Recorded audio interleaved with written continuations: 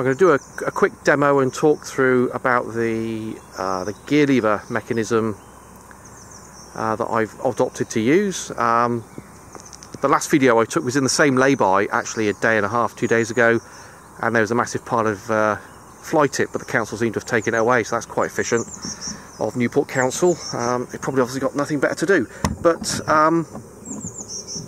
the gear lever was, if I get the camera where I want it, the gear lever mechanism was just about one of the hardest things to work out and get right, because I wanted it to be compact, I wanted it to be reliable, I didn't want it to be overly complicated. I considered using, you know, robust radio control servos, but I didn't want the complication of that. And the best way of describing it is out of the gearbox about here is a shaft, and that shaft rotates and goes in and out. I can't remember which way around it is, but we'll see in a minute.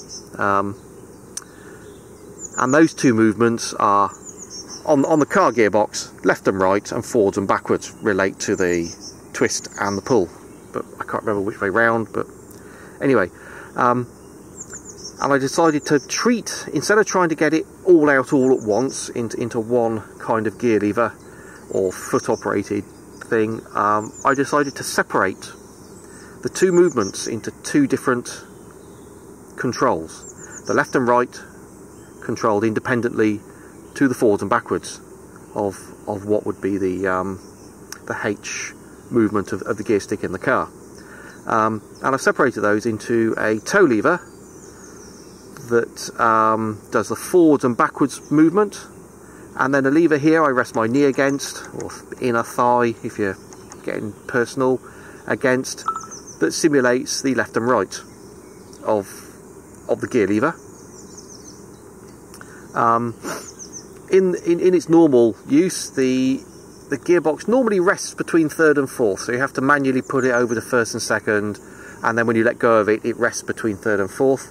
When I had the gearbox apart, welding the clutch, the diff up, because there's only one output shaft used, I took the spring out that returns it to this between third and fourth position, so it then naturally is loose, and then I use an external spring up here as part of the lever mechanism to pull it gently over to between first and second. And the upshot of that is this lever now, if you push it down, goes into first, you knock it up into neutral, and then you knock it up again into second. And you can see that on the back of this lever there's a rod with track rod ends like these ones that moves a lever on a pivot that turns it from up and down movement into a forwards and backwards movement that's then on the arm of the control shaft that then rotates it around. I'll just do that again, so that's first through neutral to second. Similarly, I've got rods and track rod ends that goes to a similar lever and pivot, and then goes to a second lever under here that we can't see even if I took the seat off, that then raises and lowers the control shaft, and we can see that here. If I put it this way it goes down, and if I push it that way it goes up. So I've managed to reproduce the left and right and forwards and backwards movement of the lever.